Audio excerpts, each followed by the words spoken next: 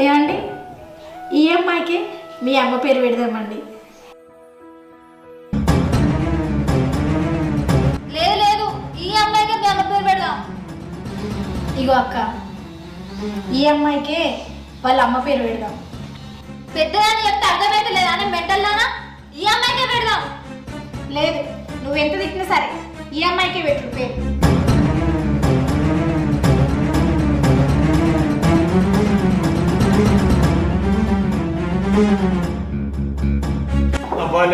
ఎప్పుడు మనశ్శాంతి లేకుండా ఊకొడతారే.